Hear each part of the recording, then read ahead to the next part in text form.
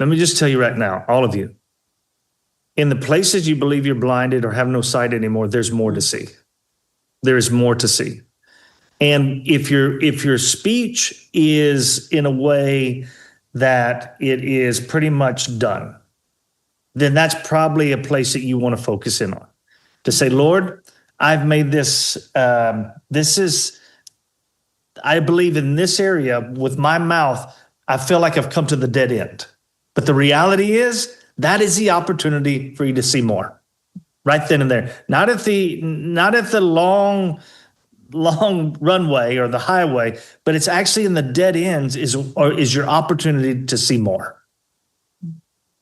It's every time I thought I came to the end of something, I came to a place that we weren't going to survive, that the business wasn't going to survive. Those were the areas that I got to see way more than I ever thought I would see. Yeah. I love like kind of 1800 English history and all of that, that time period.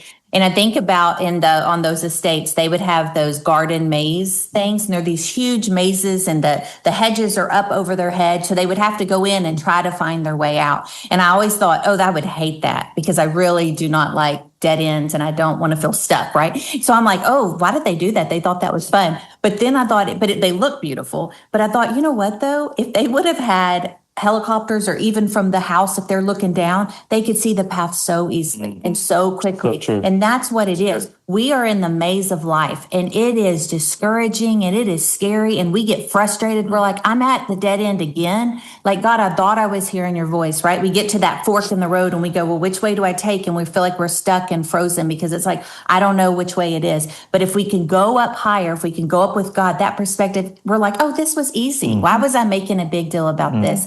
And that maze is the earthly things, and coming above it is the heavenly things. And if that's where we get our focus and we allow, Jason's a very big picture. I'm a very detailed person. So when we're talking about something, I'll be like, yeah, but this and this and then this, and what if this? And he goes, can you just come up for a minute? What is the promise of God? What is the focus? And I'm like, okay. And it's like I get hope and I get restored. And all my little details are important, right? For the journey as we're going, I can go, wait, remember that was a right turn, and then remember that's a left. But if I don't first get God's perspective, then I'm overwhelmed and I just want to give up. So true.